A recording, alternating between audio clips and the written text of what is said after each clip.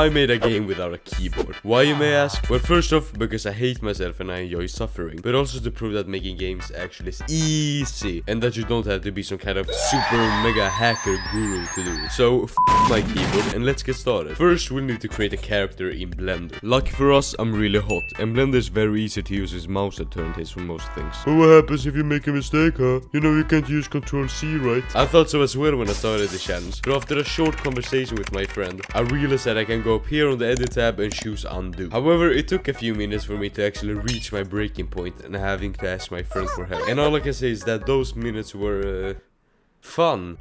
Oh, for f***'s sake. Oh, for f***'s sake. Fuck. How am I supposed... For f***'s sake. How am I even... You know what? New start, guys. Can I... Oh, for fuck's sake. How... New project, guys. So the only real problem that I had was choosing multiple faces at the same time. Usually you would hold down shift or control to choose these, but you know, I can't do that.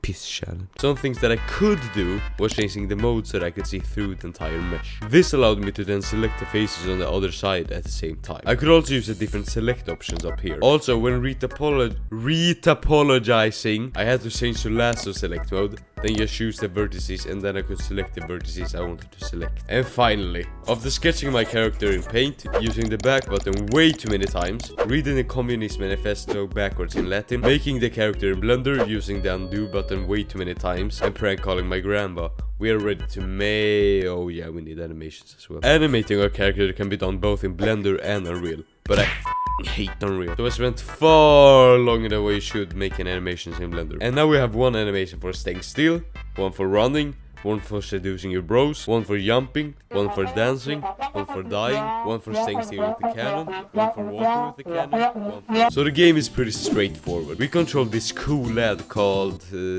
Mark, and our goal is to get to the golden cheese. But to do it, we first need to defeat the vampire king that keeps it safe. But to get there, we need to kill all his minions. The great crocodile, Justin, the horrifying horse, the swordy skeleton Sam, the elongated elephant, and the menacing machine, and others. However, I'm not doing that in this video, since a day more of this no keyboard thing is going to make me go clinically insane. So we're just creating the big blob. But hello, surely it is impossible, right?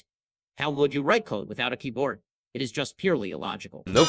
You see, Unreal has this nifty little thing called blueprints. If you don't know, this is a visual coding language, and it actually makes the coding a lot easier in some cases. But most importantly, I don't need to use a filthy keyboard to do it. The thing I actually thought was going to be hard was me and moving around in the level. But this is one of the easy things to do, since I both could use the mouse wheel to zoom in and out, but also hold it down and drag myself. Now to actually learn something, let's go through the process. First off, we implement the animations by using an anim blueprint that records different states of the character and plays animations according to them. Next, I made a weapon with Blender, and then I made two separate blueprints for it. One that is in the world and just works like a pickup, and one that the player actually uses. So whenever we go inside of the pickup's collision box, we destroy it and spawn the other weapon blueprint in the socket of my character's skeleton. The weapon then works by spawning a bullet actor in front of the gun with velocity whenever we press the left mouse button. We also make an AI to control the blob with a behavior tree. Basically, we'll go from left to right and do all the tasks in order. So the blob will get to the character, and when close it will either do nothing or perform a random attack. If our character ever touches the blob, it will take damage, and the same thing if the blob touches any of our bullets. Now the actual arena. The structure is made with Unreal's landscape tool, which allows you to paint and sculpt. I decided for the big blob to take his rest on a mountain, because its enormous size reminded me of people drinking Mountain Dew. Then I made some colors and painted the landscape with rock, grass and dirt. To add some grass, I made two different types of it in Blender. And then I used the foliage mode in Unreal, which allows you to paint on meshes. Finally, I made a collision box for the arena, which will make it so that the boss battle begins. Now to address the elephant in the room. How did I actually test this game out? Well, technically I'm not making the game while playing it. I'm just playing it, so... No cheating! Still by the rules! Okay, but come on guys, this can't be legit.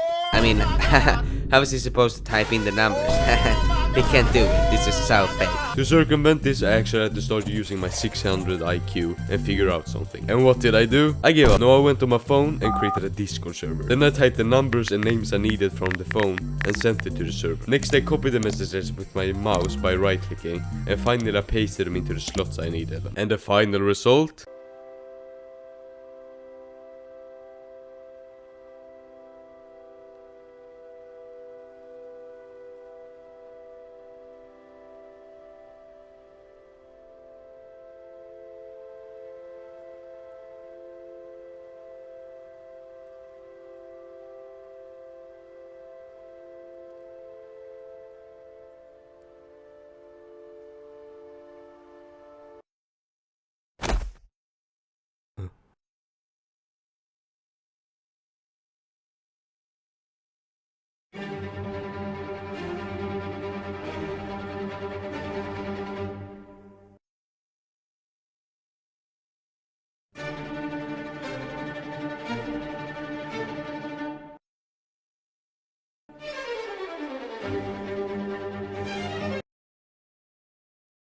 Fuck!